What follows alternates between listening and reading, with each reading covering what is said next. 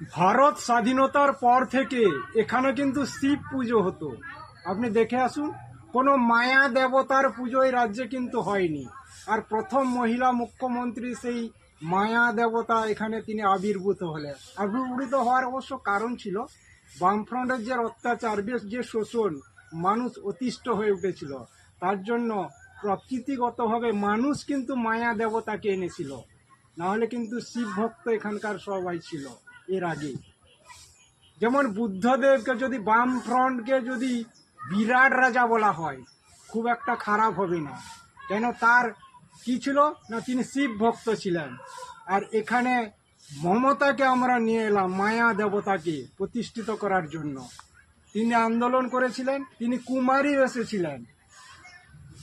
এখন তিনি শেষে বৃদ্ধ ব্রাহ্মণীর বেশ ধারণ করলেন। ব্রাহ্মণ কেন বলছি, তিনি ব্রহ্মার কন্যা, ব্রাহ্মণ বাড়ির মেয়ে। তিনি কালীঘাট কৈলাস থেকে এসেছেন, মানে কালীঘাট থেকে এসেছেন। তার জরা হচ্ছে ভাইপো, পালিত পুত্র। আপনি নিত্যান্ন দাস বিরচিত যে শীতলামঙ্গল কাব্যে অবশ্যই পেয়ে যাবেন। তিনি কে বলেছিলেন, সেই বুড়ি বিরাট রাজাকে স্বপ্ন দেখে কহুছিল যে মোর পুজো করো। তো বিরাট রাজা তাচ্ছিল্য করে বলেছিল, কে সেই রাক্ষসী না পিশাচি আমাকে পুজো দেওয়ার কথা বলছে। তো শীতলা বুড়ি কি বলেছিল, জরাপাত্র তার ভাইপো, গলারে কুঠার বাঁধি দন্তে তৃণ ধরি, যদি ন পড়িবুরে পদতলে, জরা নাম ধরিবু কি সংসারে। আর বিরাট রাজার 4 ছেলে ছিল। কি ছিল না, উত্তর, পাঁচশঙ্ক, মুদিরাক্ষ আর শতানি।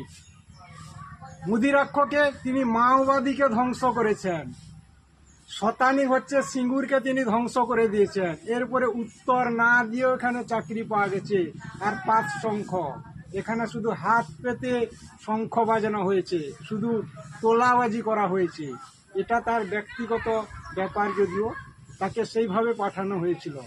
এরপরে চলে আসুন, এই যে নাকাগুলো দেখছেন, এগুলো হচ্ছে কিন্তু নিমা জাগাতির ঘাট। তিনি সেই ঘাট দিয়েই কিন্তু ঢুকছিলেন নিমাইকে হাত করে, নিমা জাগাতিকে। তিনি অমর কলাই বেচা শুরু করলেন গোলাহাটে। এরপরে দেখুন, রাজারা সেই খবরটা যে জানতে পারলো, তারা গোলাহাটে গেল এবং সেই অমর কলাই খেয়ে তারা অসুস্থ হয়ে গেল। এরপরে কি হলো না, রাজাকে শীতলা পুজো করতে হবে, বিভিন্নভাবে ভয় দেখানো হলো, চাপ দেওয়া হলো। আর কাকে দিয়ে করানো হলো না, শীতলা রাজার বড় ছেলে যে পুত্রবধূ, তাকে স্বপ্নে দেখানো হলো। তিনি হচ্ছেন কে, তিনি হচ্ছেন রোহিঙ্গা, বিদেশি যারা, তাদের ভোট বাক্সে তারা বাপের বাড়িতে এসে এখানে পুজো করতে হলো। আবার তারা শ্বশুর বাড়িতে তাদেরকে এই সরকার তাদেরকে পাঠিয়ে দিল। আর তাদের ভোটে তিনি জিতেছিলেন। আর এর আমলে কিন্তু করুণা হলো। আপনি দেখুন, একে করুণা জননী বললেও খুব একটা ভুল হবে না। এরপরে গোলাহাট, যেটা মরা গলা পচা হাট বিক্রি করেছিল, হাট বসিয়েছিল, সেটা কি হসপিটাল। সেখানে কি হলো, কিডনি, হার্ট সব কিন্তু বিক্রি হয়ে গেল। তাই বাস্তবের সঙ্গে একটু শাস্ত্রের মেলবন্ধন দেখালাম।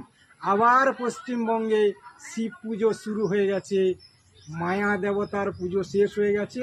তাই মা গো, তোমার পুজো তো পশ্চিমবঙ্গবাসী 15 বছর দিয়েছে, তোমাকে যুগ যুগ মনে রাখবে।